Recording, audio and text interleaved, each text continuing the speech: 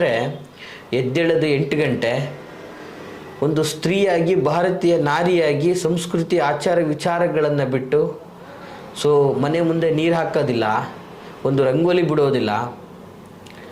ಒಂದು ರೀತಿಯಾದ ದರಿದ್ರದ ಛಾಯೆ, ಇವೆಲ್ಲ ದರಿದ್ರದ ಲಕ್ಷಣ ಅಂತ ಹೇಳ್ತೀವಿ. ನಿಮ್ಮ ಮನೆಯ ಗೃಹಿಣಿ ಇವತ್ತು ಆಕೆಯಿಂದನೇ ನಿಮ್ಮ ಮನೆಗೆ ಲಕ್ಷ್ಮಿನೂ ಸಹ ಬರ್ತದೆ, ಆಕೆಯಿಂದನೇ ನಿಮ್ಮ ಮನೆಗೆ ದರಿದ್ರನೂ ಬರ್ತದೆ. ವೀಕ್ಷಕರೇ, ಲಕ್ಷ್ಮಿ ಹಣ ಯಾರಿಗೆ ತಾನೇ ಬೇಕಾಗಿರಲ್ಲ? ಬೆಳಗಾನೆ ಎದ್ದು ಕಷ್ಟಪಟ್ಟು ತಿಂಗಳಾಗ್ತಾ ಇದ್ದಂಗೆ ಸಾಲ ನೋಡಿ, ಬರೀ ಸಾಲ ಸಾಲ ಸಾಲ, ಬರೀ ಇದೇ ಆಗ್ತಾ ಇದೆ ಜೀವನದಲ್ಲಿ. ಮತ್ತು ಮನೆಯಲ್ಲಿ ಇಟ್ಟಂತಹ ಲಕ್ಷ್ಮಿ ಅದು ನಿಲ್ತಾನೆ ಇಲ್ಲ, ಯಾವುದಾದ್ರೂ ಅನಿವಾರ್ಯತೆಗಳು ಬರ್ತದೆ, ಮತ್ತೆ ಖರ್ಚಾಗ್ತಾನೆ ಇದೆ. ಬಡವನಾಗಿಯೇ ಹೋಗ್ತಾ ಇದ್ದಾನೆ, ಶ್ರೀಮಂತನಾಗಿಯೇ ಹೋಗ್ತಾ ಇದ್ದಾನೆ. ನೀವು ಶ್ರೀಮಂತರಾಗಬೇಕು, ನೀವು ಮನೆ ಖರೀದಿಸಬೇಕು, ನೀವು ಆಸ್ತಿ ಮಾಡಬೇಕು, ನೀವು ಕಾರ್ ತಗೋಬೇಕು, ಎಲ್ಲರೊಟ್ಟಿಗೂ ನೀವು ಅಭಿವೃದ್ಧಿ ಕಾಡಬೇಕು. ವೀಕ್ಷಕರೇ, ನಾನು ನಿಮ್ಮ ಮೈಸೂರಿನ ಶ್ರೀನಿವಾಸನ್. ವೀಕ್ಷಕರೇ, ಇವತ್ತಿನ ದಿನ ನಾನು ನಿಮಗೆ ಬಹಳ ಅತಿ ಅಮೂಲ್ಯವಾದಂತಹ ಒಂದು ವಿಷಯವನ್ನು ನಾನು ನಿಮಗೆ ತಿಳಿಸ್ತಾ ಇದ್ದೀನಿ.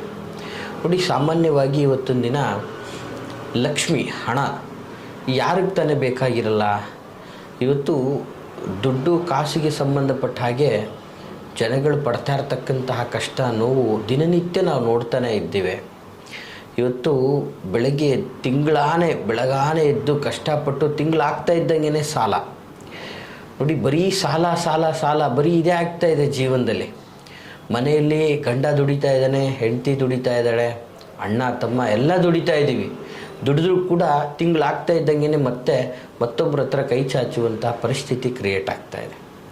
ಮತ್ತು ಮನೆಯಲ್ಲಿ ಇಟ್ಟಂತಹ ಲಕ್ಷ್ಮಿ ಅದು ನಿಲ್ತಾನೆ ಇಲ್ಲ, ಯಾವುದಾದ್ರೂ ಅನಿವಾರ್ಯತೆಗಳು ಬರ್ತದೆ, ಮತ್ತೆ ಖರ್ಚಾಗ್ತಾನೆ ಇದೆ. ಇವತ್ತು ಹಾಗೂ ಹೀಗೂ ಮಾಡಿ ಕಷ್ಟಪಟ್ಟು ಒಂದಷ್ಟು ದುಡ್ಡನ್ನು ನಾವು ಸೇವ್ ಮಾಡಿದ್ವಿ, ಅದು ಮತ್ತೆ ಯಥಾ ಪ್ರಕಾರ ಖರ್ಚಾಗ್ತಾ ಇರುತ್ತೆ. ಈಗ ಯಾಕೆ ಆಗ್ತಾ ಇದೆ? ನಮ್ಮ ಮನೆಯಲ್ಲಿ ಸ್ಥಿರವಾಗಿ ಲಕ್ಷ್ಮಿ ನೆಲೆಸ್ತಾ ಇಲ್ಲ. ಇವತ್ತು ನೋಡಿ ವೀಕ್ಷಕರೇ, ನಾನು ಹೇಳ್ತಾ ಇರೋ ವಿಷಯ ಇಷ್ಟೇ, ಸ್ಥಿರವಾದ ಲಕ್ಷ್ಮಿ ಯಾಕೆ ನೆಲೆಸ್ತಾ ಇಲ್ಲ? ಯಾಕೆ ಶ್ರೀಮಂತರಾಗ್ತಾನೇ ಹೋಗ್ತಾ ಇದ್ದಾರೆ? ಮತ್ತು ವಿಶೇಷವಾಗಿ ನೀವು ನೋಡಿ, ಇವತ್ತಿನ ದಿನ ಬಡವನಾಗಿಯೇ ಹೋಗ್ತಾ ಇದ್ದಾನೆ, ಶ್ರೀಮಂತನಾಗಿಯೇ ಹೋಗ್ತಾ ಇದ್ದಾನೆ. ಯಾಕೆ ನಾವು ಶ್ರೀಮಂತರಾಗಕ್ಕಾಗ್ತಾ ಇಲ್ಲ? ಯಾಕೆ ನಮಗೂ ದುಡ್ಡು ಸಿಗ್ತಾ ಇಲ್ಲ? ನಾವು ಹೋಗ್ತಾ ಇರೋ ದಾರಿ ತಪ್ಪ? ನಾವು ದುಡಿಮೆ ಮಾಡ್ತಾ ಇರೋದೇ ತಪ್ಪ? ನಾವು ಯಾವ ರೀತಿಯಲ್ಲಿ ಲಕ್ಷ್ಮಿಯನ್ನು ರಕ್ಷಣೆ ಮಾಡ್ಕೋಬೋದು? ಲಕ್ಷ್ಮಿ ನಮ್ಮ ಮನೆಯಲ್ಲಿ ಕಾಲು ಮುಡ್ಕೊಂಡು ಹೇಗೆ ಬಿದ್ದಿರ್ತಾಳೆ? ಇವೆಲ್ಲವೂ ಸಹಜವಾಗಿ ನಿಮಗೆ ಕಾಡ್ತಾ ಇರುವಂತಹ ಪ್ರಶ್ನೆಗಳು.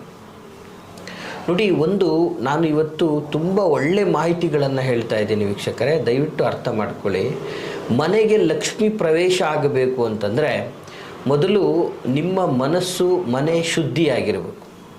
ವೀಕ್ಷಕರೇ, ಇವತ್ತು ದಯಮಾಡಿ ನಾನು ಹೇಳೋದು, ಇವತ್ತಿನ ದಿನ ನಿಮ್ಮ ಮನೆಯ ಗೃಹಿಣಿ ಇವತ್ತು ಆಕೆಯಿಂದನೇ ನಿಮ್ಮ ಮನೆಗೆ ಲಕ್ಷ್ಮಿನೂ ಸಹ ಬರ್ತದೆ, ಆಕೆಯಿಂದನೇ ನಿಮ್ಮ ಮನೆಗೆ ದರಿದ್ರನೂ ಬರ್ತದೆ. ವೀಕ್ಷಕರೇ, ಇವತ್ತು ನಿಮ್ಮ ಮನೆಯ ಗೃಹಿಣಿಯಾದಂಥವಳು ಇವತ್ತು ನಿಮ್ಮ ಮನೆಯಲ್ಲಿ ಲಕ್ಷ್ಮಿ ಪ್ರಾಪ್ತಿ ಆಗಬೇಕು.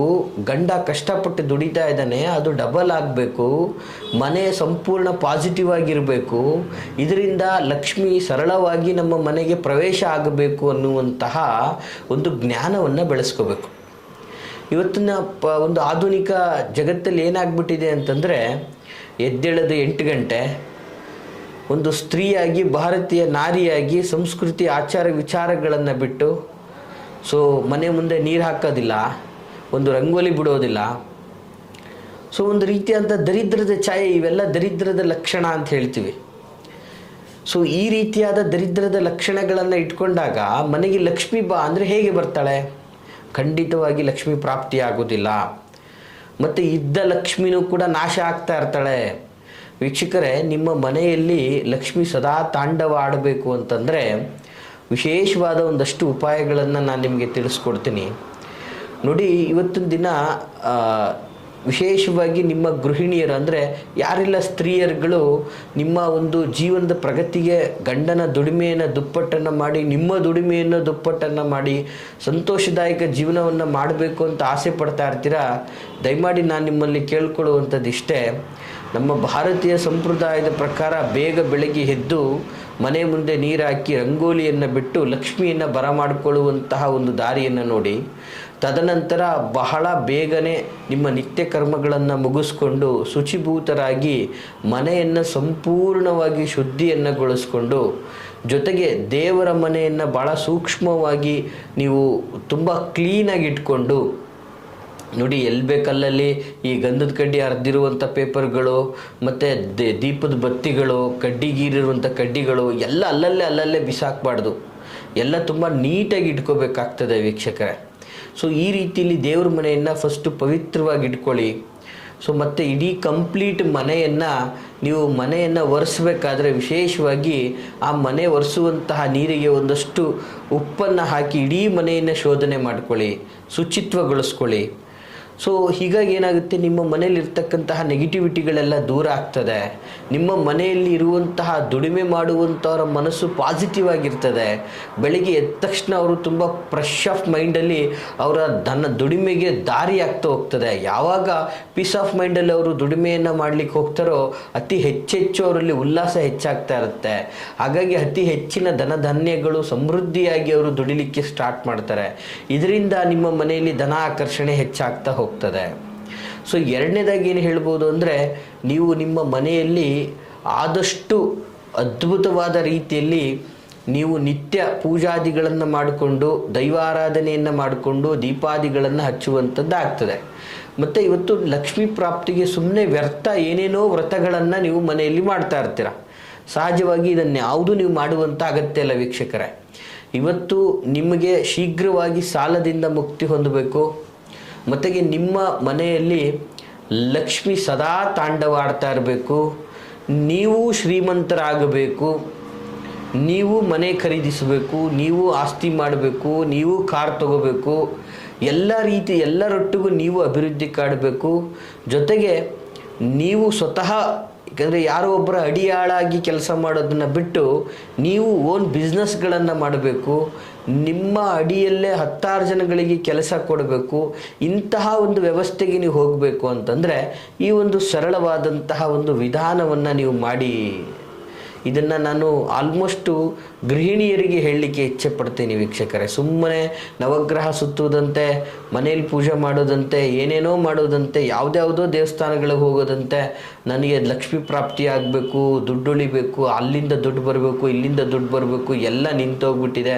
ಈ ಥರದ ಒಂದು ಕಷ್ಟಗಳನ್ನು ಬೇಡ್ಕೊಳ್ಳೋದನ್ನು ಬಿಟ್ಟು ನೀವು ದಯಮಾಡಿ ನೀವು ಮಾಡಬೇಕಾಗಿರೋದಿಷ್ಟೇ.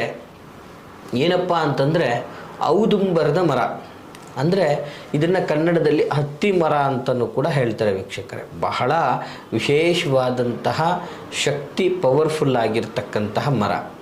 ದೈವ ವೃಕ್ಷಗಳು ಅಂತ ಹೇಳ್ತೀವಿ. ಈ ಅರಳಿ ಮರ, ಮತ್ತು ವಿಶೇಷವಾಗಿ ಬೇವಿನ ಮರ, ಮತ್ತು ವಿಶೇಷವಾಗಿ ಈ ಔದುಂಬರದ ಮರ, ಹತ್ತಿ ಮರ, ಮತ್ತು ಕೆಲವೊಂದಷ್ಟು ಏನು ನಾವು ದೈವ ವೃಕ್ಷಗಳಂತೇವೆ, ಅಶೋಕ ಮರ, ಇವೆಲ್ಲವೂ ಕೂಡ ಏನು ದೈವ ವೃಕ್ಷಗಳು ಅಂತ ಹೇಳ್ತೀವಿ. ಆ ರೀತಿಯಾಗಿ ಇದು ಕೂಡ ಒಂದು ಭಾಳ ಸರ್ವಶ್ರೇಷ್ಠವಾದಂತಹ ಒಂದು ದೈವ ವೃಕ್ಷ. ಲಕ್ಷ್ಮಿಯನ್ನು ಆಕರ್ಷಿಸಿ ನಿಮ್ಮ ಮನೆಯಲ್ಲಿ ಸದಾ ಲಕ್ಷ್ಮಿ ತಾಂಡವ ಆಗಲಿಕ್ಕೆ ಅವಕಾಶ ಮಾಡಿಕೊಡುವಂತಹ ಒಂದು ಅದ್ಭುತವಾದಂತಹ ಮರ. ನೋಡಿ ವೀಕ್ಷಕರೇ, ಏನು ಮಾಡಬೇಕು ಈ ಔದುಂಬರದ ಮರದ ಹತ್ರ ಅಂತಂದರೆ, ಸ್ತ್ರೀಯರು ನೀವು ಬೆಳಗ್ಗೆ ಎದ್ದು ಶುಚಿಭೂತರಾಗಿ ಭಗವಂತನನ್ನು ಪ್ರಾರ್ಥನೆಯನ್ನು ಮಾಡ್ತಾ, ಯಾಕಂದರೆ ಈ ಒಂದು ಔದುಂಬರ ಮರದ ಒಂದು ವಿಶೇಷವಾದ 11 ಪ್ರದಕ್ಷಿಣೆಯ ನಿಮಗೆ ನಿಮ್ಮ ಯಜಮಾನರಿಗೆ ಧನಪ್ರಾಪ್ತಿಗೆ ಲಾಭವನ್ನು ಉಂಟು ಮಾಡುವಂತಹ ದಾರಿಯನ್ನು ತೋರಿಸ್ತದೆ. ಹೇಗೆ, ಏನು ಇದರ ವಿಶೇಷತೆ ಅಂತ ನೀವು ಕೇಳ್ಬೋದು. ನೋಡಿ, ವಿಶೇಷವಾಗಿ ಔದುಂಬರದ ಮರ, ಈ ಮರದ ಹಿನ್ನೆಲೆ ಬಹಳ ದೊಡ್ಡದು. ನಾನು ಆಲ್ರೆಡಿ ಒಂದು ಕಾರ್ಯಕ್ರಮದಲ್ಲಿ ಹೇಳಿದ್ದೇನೆ. ಆದರೆ ಈ ವೃಕ್ಷದಲ್ಲಿ ಸ್ವತಃ ಲಕ್ಷ್ಮೀ ನರಸಿಂಹನಾದಂತಹ ಲಕ್ಷ್ಮೀ ಸಹಿತ ನರಸಿಂಹ ಒಂದು ವಾಸ್ತವವನ್ನು ಇರ್ತಕ್ಕಂಥದ್ದು, ಆ ಮರದಲ್ಲಿ ನೆಲೆಸಿರ್ತಕ್ಕಂಥದ್ದು. ಹೀಗಾಗಿ ಆ ಒಂದು ಮರವನ್ನು ನೀವು ಪೂಜಿಸುವುದರಿಂದ, ಅದರ ಪ್ರದಕ್ಷಿಣೆ ಹಾಕುವುದರಿಂದ, ಮತ್ತು ಅದರ ಒಂದು ವಿಶೇಷ ಎಳೆಗಳನ್ನು ನೀವು ಹಳದಿ ದಾರದಲ್ಲಿ ಸುತ್ತಿ ಅದಕ್ಕೆ ಪೂಜೆಯನ್ನು ಮಾಡಿ ನಿಮ್ಮ ಪತಿಯ ಪರ್ಸಲ್ಲೋ ಅಥವಾ ನಿಮ್ಮ ಒಂದು ಟಿಜರಿಗಳಲ್ಲೋ ಇಡುವುದರಿಂದ ನಿಮಗೆ ಲಕ್ಷ್ಮಿ ಪ್ರಾಪ್ತಿಯಾಗುವಂಥದ್ದು. ಸೊ ಮತ್ತು ಯಾವುದೇ ದೃಷ್ಟಿಗಳು ಕೂಡ ಬೆಳೆದೇ ಇರುವಂಥದ್ದು. ನೀವು ಅದನ್ನು ಜೋಬಲ್ಲಿಟ್ಕೊಂಡು ಅಥವಾ ಪರ್ಸಲ್ಲಿಟ್ಕೊಂಡು ನಿಮ್ಮ ಮನೆಯಿಂದ ಮುಂದೆ ಹೋದಾಗ ನಿಮಗೆ ಕ್ಷೇಮವಾಗಿ ಹೋಗಿ ಲಾಭವಾಗಿ ಬರುವಂಥ ವ್ಯವಸ್ಥೆಗಳು ಆಗುವಂಥದ್ದು ಆಗ್ತದೆ ವೀಕ್ಷಕರೇ. ಈ ಒಂದು ಔದುಂಬರದ ಮರ ಅಥವಾ ಹತ್ತಿ ಮರ ಅಂತ ನಾವು ಹೇಳ್ತೀವಿ. ಜೊತೆಗೆ ಇದರಲ್ಲಿ ಬಿಡುವಂಥ ಹಣ್ಣುಗಳಿದೆಯಲ್ಲ, ಬಹಳ ಸರ್ವಶ್ರೇಷ್ಠವಾದಂಥದ್ದು. ಈ ಹಣ್ಣುಗಳನ್ನು ಸಹ ತಾವು ಪೂಜಿಸಿ ನಿಮ್ಮ ಮನೆಯ ಅಂದರೆ ವ್ಯಾಪಾರದ ಸ್ಥಳ ಗಲ್ಲದಲ್ಲಾಗ್ಬೋದು ಅಥವಾ ಟಿಜೋರಿಯಲ್ಲಿ ಆಗ್ಬೋದು, ಲಕ್ಷ್ಮಿ ಇಡುವಂಥ ಜಾಗದಲ್ಲಿ ಆಗ್ಬೋದು, ಇದರಲ್ಲಿ ಇಡೋದ್ರಿಂದ ನಿಮಗೆ ಸ್ವರ್ಣಾಭಿವೃದ್ಧಿ, ಧನಾಭಿವೃದ್ಧಿ ಇವೆಲ್ಲವೂ ಕೂಡ ಆಗುವಂತಹ ಒಂದು ವಿಶೇಷವಾದಂತಹ ಒಂದು ವೃಕ್ಷ ಆಗಿರ್ತದೆ ವೀಕ್ಷಕರೇ. ಇದನ್ನು ನೀವು ತುಂಬ ಶ್ರದ್ಧಾಭಕ್ತಿಯಿಂದ ಮಾಡಬೇಕು. ಮತ್ತು ಗುರು ದತ್ತನ ಆಶೀರ್ವಾದನೂ ಕೂಡ ನಿಮಗೆ ಸಿಗ್ತದೆ ಅಂತ ಹೇಳಕ್ಕೆ ಇಷ್ಟಪಡ್ತೀನಿ ವೀಕ್ಷಕರೇ. ಈ ಮಾಹಿತಿ ತಮಗೆಲ್ಲ ಇಷ್ಟವಾಗಿದ್ದರೆ ಲೈಕ್ ಮಾಡಿ. ಹಾಗೆ ಯಾರೆಲ್ಲ ಈ ಒಂದು ಧನಕನಕಗಳಿಂದ ಕೊರಗ್ತಾ ಇದ್ದೀರೋ, ಸಂಕಷ್ಟವನ್ನು ಪಡ್ತಾ ಇದ್ದೀರೋ, ಅವ್ರಿಗೆ ಈ ಒಂದು ವಿಡಿಯೋನ ಶೇರ್ ಮಾಡಿ ಅಂತ ಹೇಳ್ತಾ ಎಲ್ರಿಗೂ ಶುಭವಾಗಲಿ. ನಾನಿರುವಂತಹ ಒಂದು ವಿಳಾಸ ಮೈಸೂರಿನ ವಿಜಯನಗರ 2ನೇ ಹಂತ KD ಸರ್ಕಲಲ್ಲಿ ನಮ್ಮ ಕಚೇರಿ ಇರತಕ್ಕಂಥದ್ದು. ನಿಮ್ಮ ಯಾವುದೇ ವೈಯಕ್ತಿಕ ಪ್ರಶ್ನೆಗಳನ್ನು ನೀವು ನೇರವಾಗಿ ನಮ್ಮೊಟ್ಟಿಗೆ ಸಮಾಲೋಚನೆ ಮಾಡಬೇಕು ಅನ್ನೋದಾದರೆ ವಿಡಿಯೋದಲ್ಲಿ ಕೊಡ್ತಾ ಇರತಕ್ಕಂತಹ ನಂಬರ್ಗೆ ಕರೆ ಮಾಡಿ ಅಂತ ಹೇಳ್ತಾ ಎಲ್ರಿಗೂ ಶುಭವಾಗಲಿ. ನಮಸ್ಕಾರ.